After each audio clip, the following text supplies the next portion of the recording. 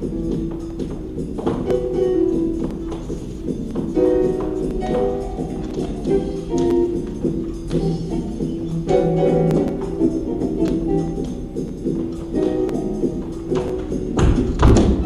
I was, I knew, but I couldn't really express it because where I'm from, the East Side, and you know, growing up in the hood, if you will, you don't do those sort of things, you know. It's time to sit down with someone you know. Hear the stories that remind you of, well, just how great you really are. It's time for the Valley Gold Show with yours truly, Deborah Benton. So take off your hard hat, leave your steel toes at the door as we go for the gold with world-class performing artist, a New Yorker originally from Youngstown, Ohio, now starring on Broadway in The Color Purple under the executive producer, Oprah Winfrey. Welcome to the Valley Gold Show, Levensky Smith. Thank you. And welcome to the Valley Gold Show. Thank you. Thank you so much. You are originally from Youngstown, Ohio. Yes. Now traveling all over the world performing and landing that hot spot with Oprah Winfrey on The Color Purple. How did that happen? Wow. The Color Purple, I'm coming into my year anniversary now. August 31st will be the day that I was hired last year. Wow. And it came at a wonderful time because previously I'd been going through some financial difficulties and just life situations. With this business, it's always up and down, like a roller coaster. And the starving artist syndrome, is there any truth to that? Absolutely, at times, but not completely. You're not meant to force that upon yourself. Okay. I mean, you have to know within yourself what you believe, and you know, if you have any sort of belief or drive for something, it definitely, it will make its way through. So let's digress. You are just a very well-rounded performer. You sing. Yes. You dance. Yes. And I hear that you started dancing probably as early as you could walk. Yeah, my sister, I think it was my sister, no, I don't think, I know it is my sister, who is unfortunately no longer here with us. But those were the beginnings. Those were the beginnings. She was a performer. She was dancing in school variety shows and just around the house. Okay. And things. My family is a very musical family. My mother sings. My dad always desired to sing and write music. And my sister obviously picked up from that, and I picked up from her, so it just passed down. I understand she used to teach you how to stretch. She used to make me stretch. She didn't teach me. She used to make me stretch. And she was your inspiration? Oh, absolutely. It was. I went to Harrison Elementary School on the east side. Okay. In Youngstown, we lived in the Kimmelbrooks. That's where. And that's a housing project. Yes, on the east side off of Victor, and then we moved when I was 7 years old to Republic Avenue, which is one street over. So from Victor. So we moved into a home, and just my mom wanted to just give us more of a privacy, you know, and a change, you know, a bit of a change. But my sister was performing, and before I even started school, I was I was a toddler maybe even. My mom and I went to a performance where my sister was dancing on stage, and I just remember being captivated, just like, what is going on? Sort of like the story from A Chorus Line. Have you ever heard of The Chorus Line, the Broadway musical? Sure. I can't even remember the guy's name, I'm drawing a blank, but he's always like, I'm watching Cisco pitter-pat, I can do that, I can do that, you know. So that's what it feels like to me. It's like, man, I want to be able to do that, you know. And then I started, you know, just hanging around her. She kept me around her a lot. And a lot of the influences come from my sister and my mom, definitely. Now, you did street dancing too.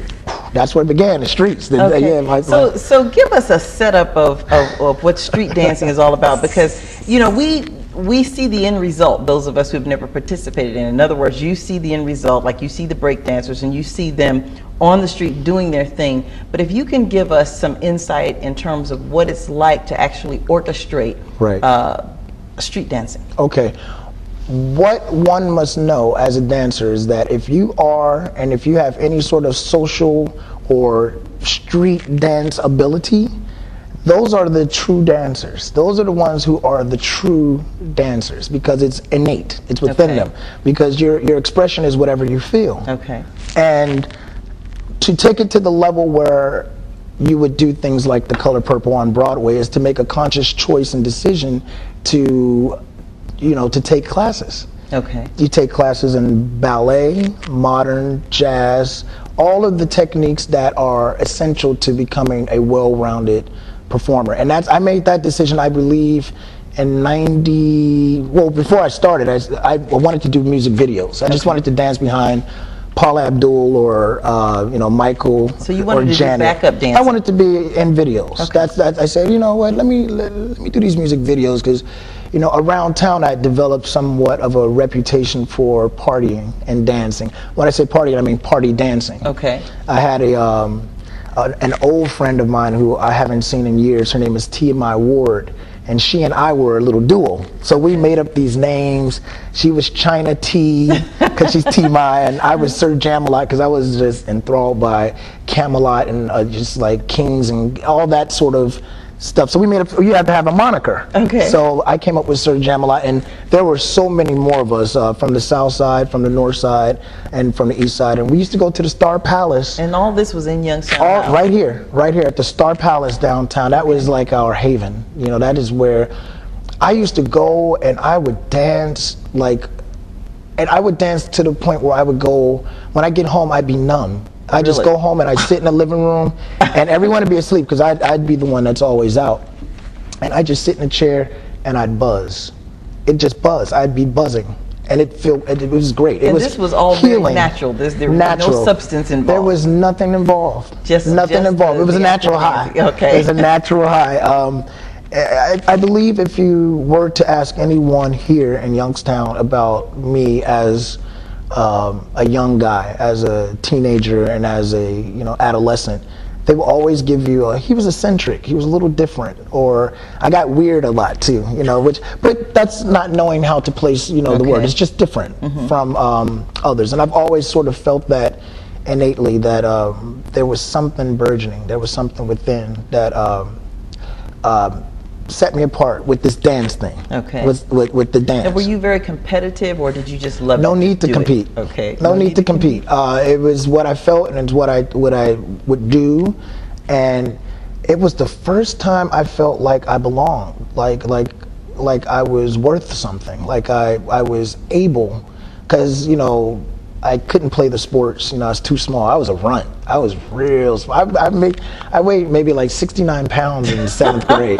So all of my peers, all the guys, they were much older than me. So I didn't play like the sports, and I really didn't have a desire to. I didn't, and I felt bad about that. That's why I was like, I'm different. Guys, I'm different. It's like, God, that's what we're taught to do as well. I'm finding that we're taught to do those things. That's just the man's way. That's what that's what we do in our community. This, that, and if you don't play football, basketball, or sports, then you're in the streets. But if you look back at African American history, and even back to African history, before we were inundated with media about sports, that's what our people did, was dance. Right. Oh, absolutely. It's all. Sometimes I wonder, what are the truths to the passing down of generations of who are my people? Where did they come from? Because I don't understand why I move the way I move. Like half of the time, as a street dancer, I like to say street because that's what it was. Okay. We were from the streets. We had that. And I never breakdanced. I was a gymnast. Okay. But I never really got into the breakdancing. So what kind of dancing were you doing? Just whatever came out, whatever the music. Whatever the hip hop, I would say hip hop, because hip hop was just starting back then. Okay. Well, it was going then. That was the beginnings of hip hop. Popping, or it was a combination of pop locking. And for those who don't know what pop locking is, they know what it is because it's in every commercial today. See, a number of generations actually watch our show, so we don't want to take it for that's granted. Fair. So break it down. All right, pop locking is anything that when you're ticking your body, when you stop, if you're moving and your body stops like that, that's called pop locking. Okay. Sort of. And there were groups, man, back in the day in Youngstown. There was so much available for the children and for the young people